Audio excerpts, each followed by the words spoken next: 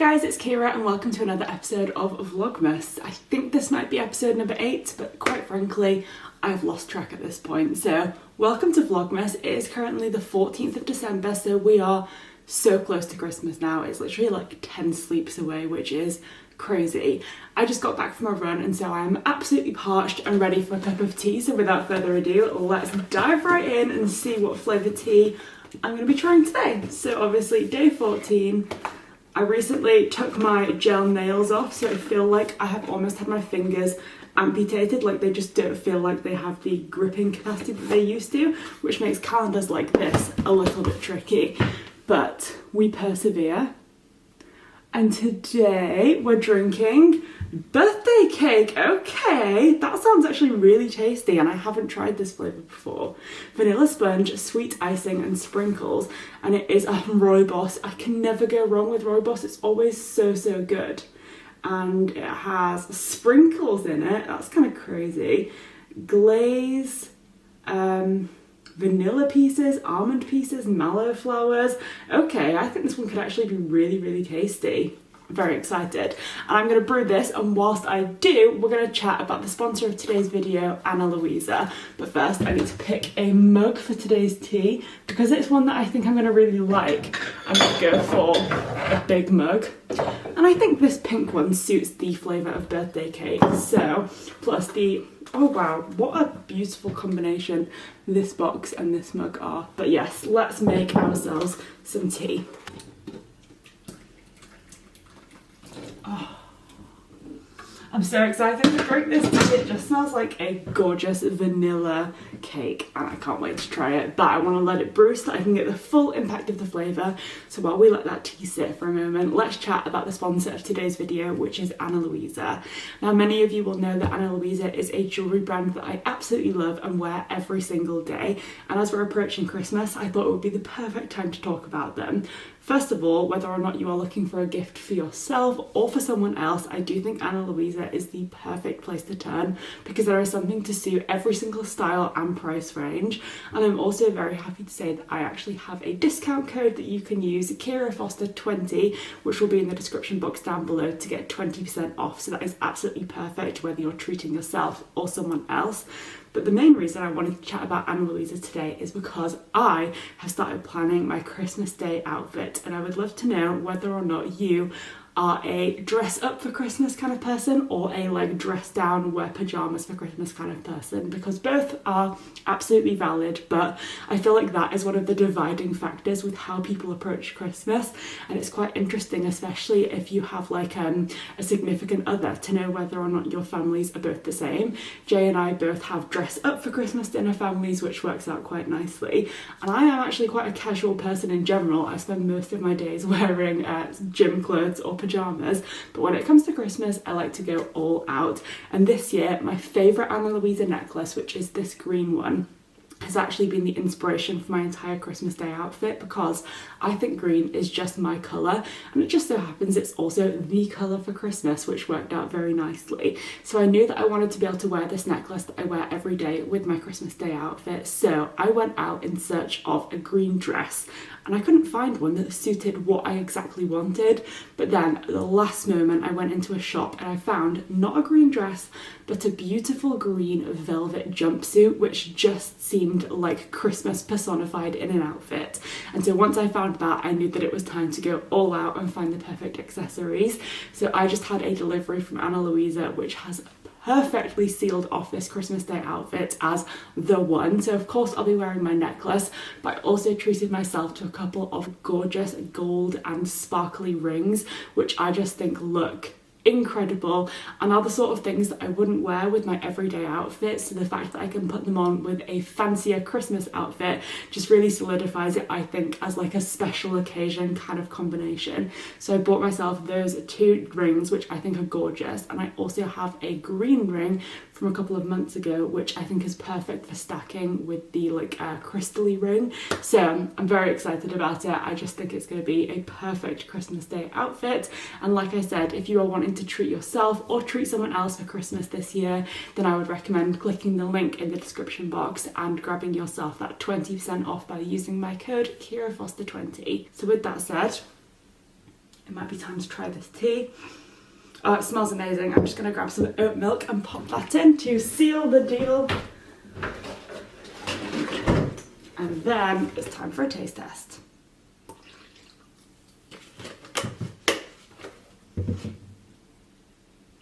Okay.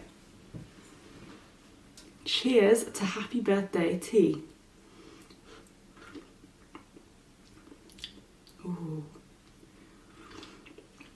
Do you know, I don't know what a mallow flower is, but every time I've had a tea with the mallow flower in, I just get this overwhelming sense that I'm drinking a marshmallow in like a tea format, and I love it. I'm going to add a little bit of sugar to this one because just like the tea that I had yesterday, which was a toast and jam one, I just feel like the sugar just a little bit adds a real sense of depth to the flavour.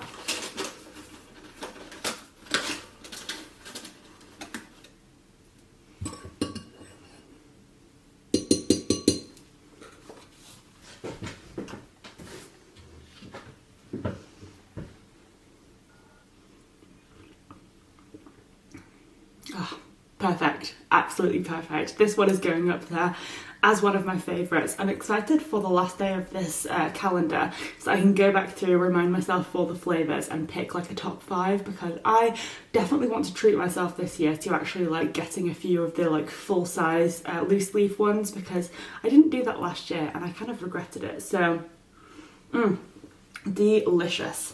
Now, as this is the start of a new vlog, it's time to choose what book I'm going to be reading, and after having gone rogue for the last couple of reads, which were both Anne of Green Gables inspired books, I am going to go back to putting my fate in the hands of the spinning wheel of books. So I do need to remove Anne of Green Gables from this list.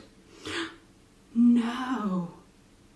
Oh my god, that's so upsetting. Okay, my spinning wheel of books is gone. Well, I guess maybe that means it's time to just go back to choosing my own reads.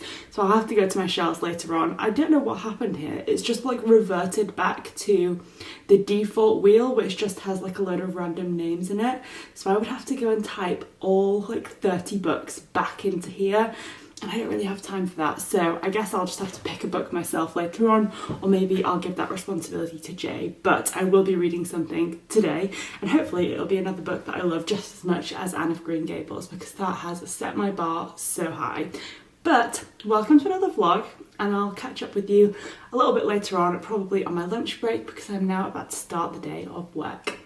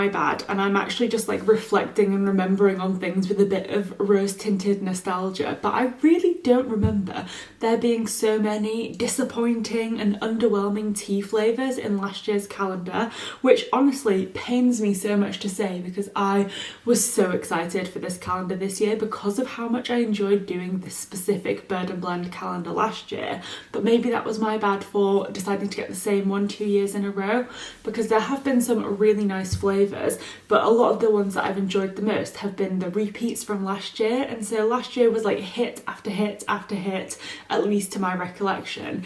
And this year I feel like has been like, oh yeah, I know I like that one because I had it last year. Yeah, that one was one that I really enjoyed last year. And then there's been a couple of new flavours that I've enjoyed, but also a lot of the newer flavours that I hadn't tried last year have been ones like herbal blends and fruity teas that I just haven't been excited about. So today is another one in that line because we have a morning kick cup of tea, which I've left to brew for a couple of minutes, and it smells very zingy, very lemony, and I think this one is going to kind of be like a mid-range tea for me, but I'm disappointed by it because while I don't think it's a bad tea in and of itself in terms of the flavour, it's a lemon and ginger blend, I feel like one, it's just a bit basic, like a lemon and ginger tea. You can get that anywhere, and what I love most about the Bird and Blend calendar is the fact that there are so many creative flavours. Like whoever has had like an Irish cream tea or like birthday cake tea, or you know, like even the rhubarb and custard teas, you know, like there are a lot of really creative flavours. So I feel like by comparison, lemon and ginger, bit basic. And then the second reason that disappoints me is because I feel like lemon and ginger is a very zingy flavour. It's fruity, it is like very punchy and citrusy, and that feels like a summery flavour, not a wintry, ready to wind down for Christmas flavour that you would want on the 15th of December. So it's kind of a mixed bag. I feel like it's going to be an okay tea, but it's just not one that's going to be like a firm favourite. So without further ado, let's give it a try. Very lemony. I'm not really getting any ginger, which is interesting because ginger is obviously such a powerful flavour that it doesn't often take much ginger to give it a bit of a kick, but I'm not really getting that now. It's just okay. Like, it's not a tea that I mind drinking, but it's also not a tea that I'd ever choose for myself. And like I said, just when you compare it to some of those more creative flavours, I just feel like it just kind of pales by comparison. So I don't know, I'm starting to think about what calendar I'm going to get next year, and I might need to be in the market for a new tea advent calendar. Not that there's anything wrong with Bird and Blend, but I think just knowing how I do now that they repeat flavours each year, I think it maybe will be fun to try something completely fresh and new next year rather than have those flavours that I already know I'm going to enjoy, because I think half of the fun of doing tea advent calendars is the element of surprise each day and like getting to try something completely new. So yeah, maybe next year I'll try a different one, but you know, it's okay. It's just a lemon and ginger tea. I don't really have much more to say on it.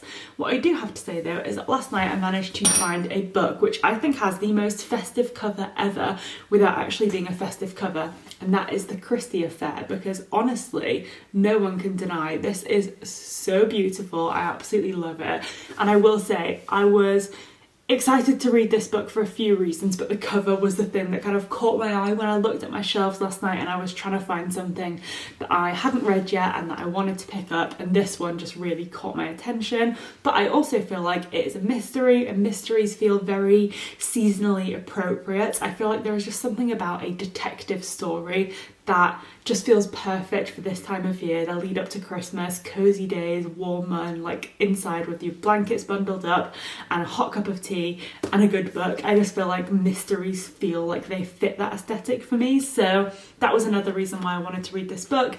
And the third reason is that Em read it when it had only recently come out, and I remember that she said it was really good, and I think that was the reason I ended up buying it at all. So few things in its favour, and I started it last night and I'm very intrigued by it. So this is a book by Nina de Gramont, and if anyone doesn't know, it is about the incident where Agathie Christie herself went missing for, I believe, 11 days, and there is no conclusion as to what happened, why she went missing, what happened to her while she was missing. There's a lot of mystery surrounding this, which is obviously ironic and likely orchestrated by Agatha herself, because she was obviously the puppet master of all mysteries, and so it seems only fitting that she should be at the heart of a mystery in her own life. And so there's a lot of questions surrounding exactly what happened, and because of that, it means that authors like this author who wrote this book can actually sort of like, I guess, create their own narrative for her story, which I think is interesting because it is like a very intriguing blend of fact and fiction, where you know as a reader that likely a lot of the events that happen in this book are fictionalized, made up purely for our entertainment, but equally there is an element of truth in the sense that a mystery like this and a disappearance like Agatha's actually did happen in reality. So it's a really interesting blend of fact and fiction that I think will make for a very intriguing novel. Another thing that has intrigued me so far, only about 50 pages in, is the fact that we are being told this story from the perspective of Agatha Christie's husband's mistress. So we have this narrator who is essentially immediately from the very beginning of the book an antagonist, and you as the reader kind of view her as like a villain because she is a villain in Agatha's story. And so it's interesting that we are being told a story about Agatha but through a lens of someone who is not a very sympathetic character. So I'm interested to know why that was chosen, and I'm sure it will become clear as the book goes on, but I think that's a very interesting narrative choice to have the story told from that perspective.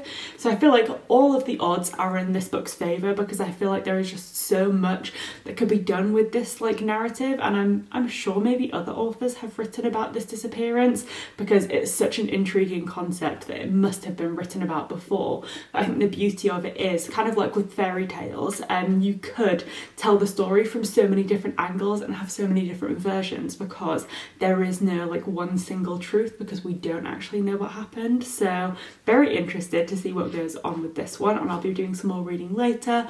But as is always the case on the weekdays, it is Thursday, so I am going to start work for the day, and I'll catch up with you later on for some reading. I've just had a couple of exciting deliveries, one of which I've already opened, but the other one I'm going to unbox on camera.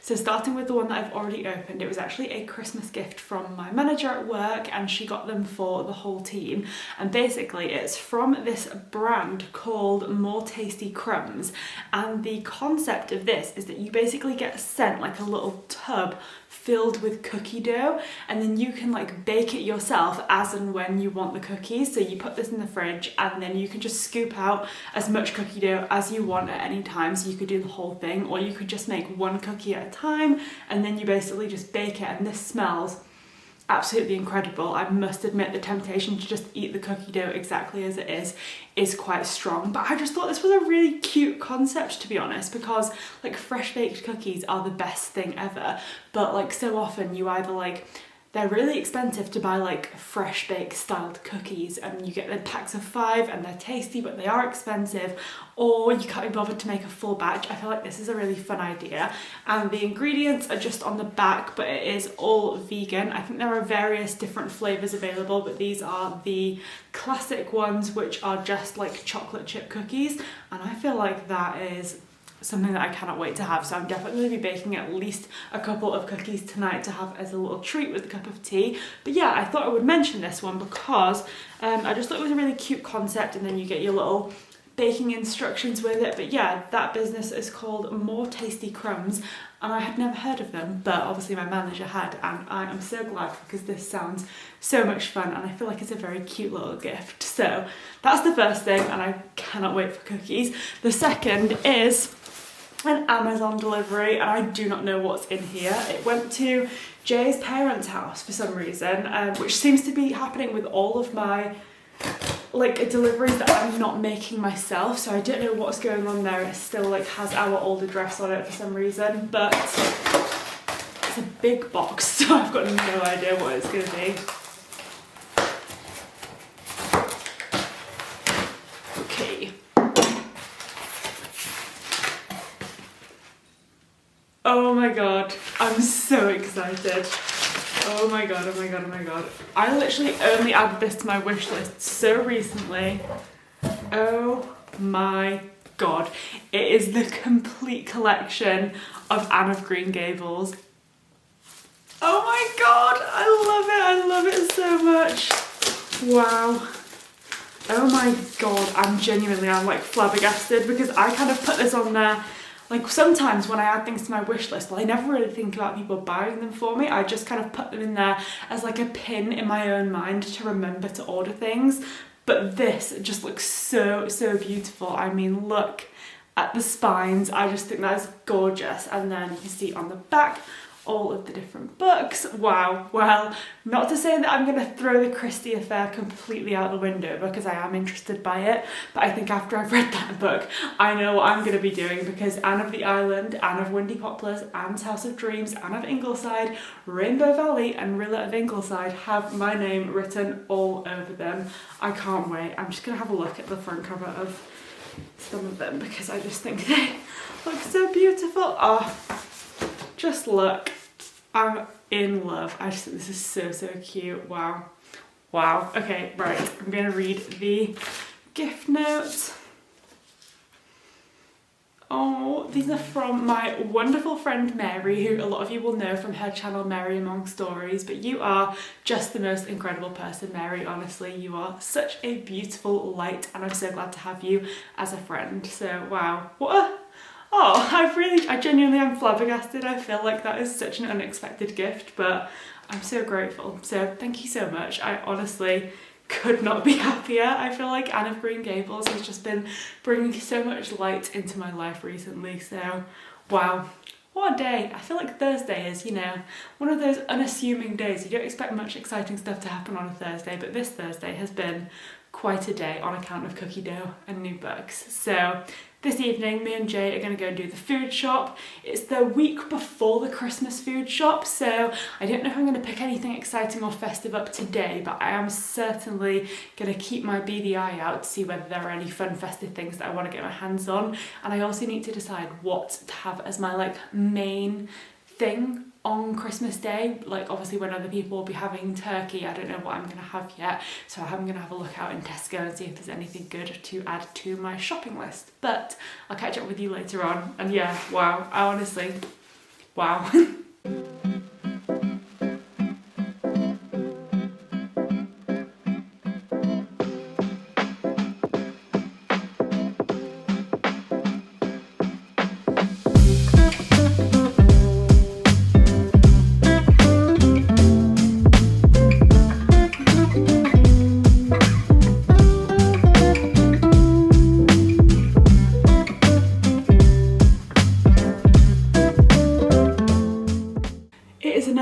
Very, very chilly day, but it's Friday and I am very excited for my tea advent calendar to hopefully redeem itself because it's Friday and it has to be a good one. That's kind of what I'm manifesting. So without further ado, we are now on the 16th of December, which is absolutely crazy.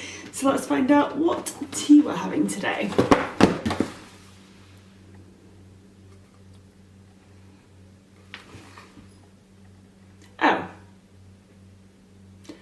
Well, I can't complain about it, but it's bloody boring. Great English or Great British cuppa, a classic English breakfast tea. I mean, it's tea, I can't complain about it. I love an English breakfast tea, but as I've mentioned many a time, I buy an advent calendar because I want to try flavours that you wouldn't just come across like in a normal shop. You want like crazy unique flavours, and I feel like the first half of this tea advent calendar was hitting me with like the best ones from last year. We had our chocolate digestive, we had our cocoa snowball, we had gingerbread chai, rhubarb and custard, you know, really unique flavours. And you know, yesterday we had lemon and ginger, and now we've got English breakfast tea. Like, that isn't even worthy of a taste test, to be quite honest, because it's literally just a normal cup of tea. So I won't bore you with a taste test. I'm sure it will be absolutely fine, but it literally is just the most basic cup of tea that I drink all of the time. So that's disappointing. I was hoping my manifestation would bring me a really exciting flavour, but no, just standard English breakfast tea is what we're having today. So what can be done? Oh well, it is Friday, I think I mentioned, and I can't remember if I've chatted about this in any videos, but this Monday I decided to set myself a bit of a running challenge because Monday was the 12th of December, so there were 12 days between then and Christmas Eve, which I think is the best day of the year, and I decided that I was going to do a run every single day from the 12th to the 24th, and I was going to call it my 12 days of running to Christmas because I've not been running recently, or I hadn't until I started this challenge. I've been letting the cold keep me inside and basically just being a total wimp when it comes to doing exercise in the cold, so I thought a challenge would get me right back on track. So I've done 4 days and I was checking the weather to find out exactly how cold it was going to be for today, which is day 5, and I had a look at the weather and I'm so confused because today, which is obviously Friday, the low temperature is -5 and the high temperature is 1 degree Celsius, so it's only going to get to 1 degree at the hottest of today. But then on Monday, the low is 7 degrees Celsius, so like 6 degrees higher than the highest weather point today, and the high on Monday is 13 degrees. Like, how crazy that it's going to go from being -6 to being 13 degrees in the space of like 4 days. I think that's absolutely wild. So I don't know, I'm kind of like, I don't want it to get warmer because it goes warmer for 2 days and then it starts to drop again, and I feel like it's easier to cope with the cold weather when you just like are forced to get used to it. So I kind of wish that it would just stay cold because we're only at the very beginning of winter right now, so there are a good couple of months ahead of cold weather left, and I feel like these little teasers of slightly warmer weather only make it harder in the long run to cope with, but I can't control the weather, so I guess I'll just have to deal with it. But aside from that, I thought I would give you a quick reading update because I am now 141 pages into the Christie affair, and I'm feeling very surprised by this book for a couple of reasons. The first is that it doesn't feel very mysterious to me, and I feel like I was going in kind of expecting it to live up to an Agathie Christie level of mystery, which is in a sense a bit of an impossible challenge because her mysteries are so unique and specific to her writing style.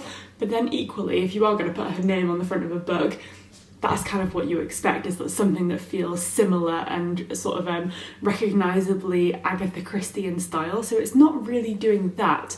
But the thing that surprised me most about this book is that, obviously, as I mentioned yesterday, it's told from the perspective of this mistress that's having an affair with Agathie Christie's husband, and you sort of immediately view this woman as like the villain, the antagonist, and it's a very interesting sort of choice to have her as the narrator. But actually, the further I get through the story, the more I don't give 2 hoots about Agathie Christie and her going missing, because I think the mystery is not really being built up to the point that I really care about it, and instead all I want to hear about is this main this narrator and her backstory. So she's called Nan, and she basically was born in England, moved over to Ireland, fell in love with a guy who ended up going off to fight in World War I, and they kind of reunite after the war, but things are not quite the same, and her backstory is just so much more interesting than the mystery that the book is technically supposed to be about. So I'm feeling surprised, like I really am just like flipping through the pages, like rushing to find the bits about her backstory because I think they're just so interesting. So this book is not what I expected, but I'm enjoying it nonetheless. I just don't know what direction it's going to go in and what conclusion we'll reach, but I'm definitely interested to find out. So there we go, happy Friday. I'm going to drink a cup of English breakfast tea, and I'll catch up with you later on.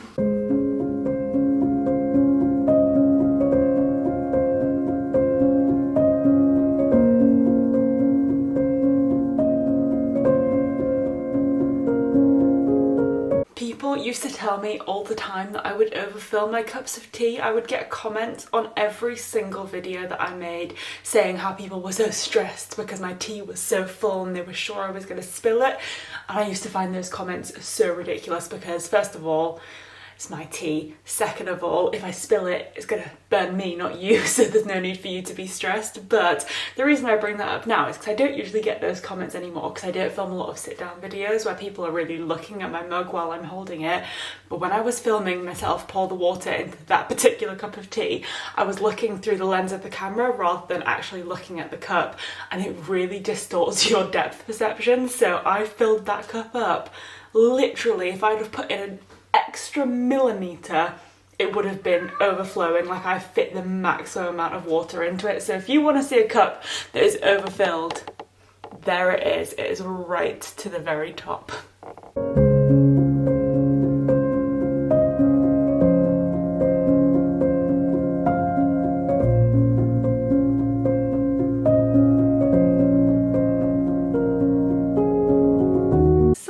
I think that Friday nights are for going out, but for me Friday night is the perfect night to finish work early, clean the house, and then spend the evening eating good food and reading good books. And that is exactly what I did with my Friday evening. So as I think I've mentioned, my work does an early finish Friday, so I finished work at 3 o'clock today, cleaned the house, hoovered and everything, because I feel like the week before Christmas is kind of like a spring clean time because you want everything to be neat and tidy. So I thought I'd get ahead of that this week and make sure that everything was like spick and span, so then next week, the actual week of Christmas, I can just try and keep on top of it, but I don't have loads of cleaning to do. So started my evening very productively. Then Jay had some very good news this evening, so we celebrated with a takeaway for dinner. We got Domino's, and then I spent the rest of the evening reading the remainder of the Christie affair, which I've literally just finished.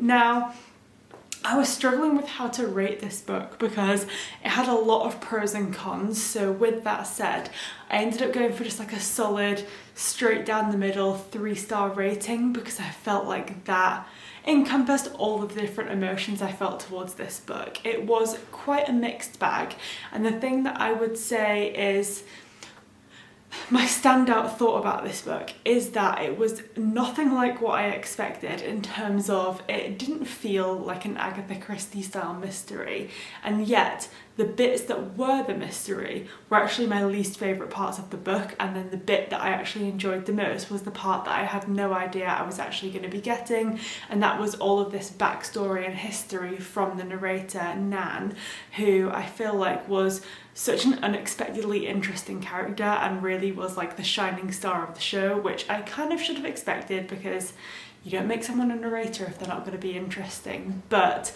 obviously Agathie Christie is this public figure that everyone knows about, so you see a book with her sort of name on the cover and you kind of expect that that is going to be like the main focus of the book, but actually this much more unassuming character ended up being far more interesting.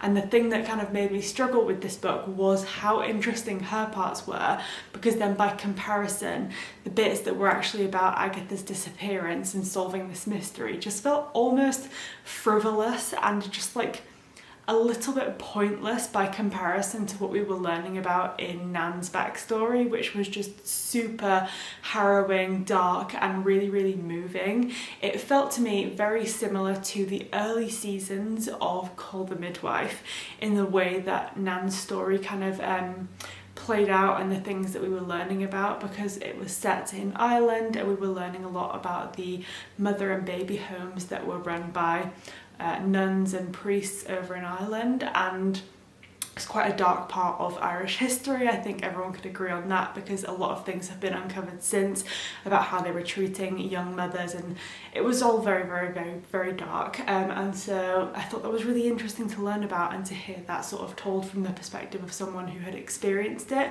So I really enjoyed those parts, and I felt like that in and of itself would have made such an interesting novel, and it almost felt like a bit of a sin to be pulled away from those parts of the story to go into this, yeah, like almost just like trivial mystery. And it felt like the two parts of the story just didn't mesh together very well. They didn't feel like they complemented each other, they just felt at odds, and I would have much rather have just read about Nan's backstory and had like that entire, you know, novel about her experiences in Ireland and everything that she went to, and I just felt like that was so weighty that you could have had a whole novel about it, but instead it felt like you just got a sprinkling of something that had so much potential. So very mixed feelings about this book because it had some real highlights, but then by comparison the other bits just felt really disappointing. So 3 stars felt right, I thought, and it's another book ticked off the list. This brings me up to 44 books so far read this year, so slowly but surely ticking up that list, and I feel like I'll definitely be able to make it to 50 books, that is for sure. So with that said, I'm going to bring this vlog to an end, so I hope you have enjoyed watching, and I just wanted to give you another reminder that if you are wanting to shop for any jewellery for yourself or anyone else this Christmas, you can follow the link in the description box and use my code KiraFoster20 to get 20% off on Anna Louisa. Thanks for watching, and I'll see you in a couple of days for another episode of Vlogmas.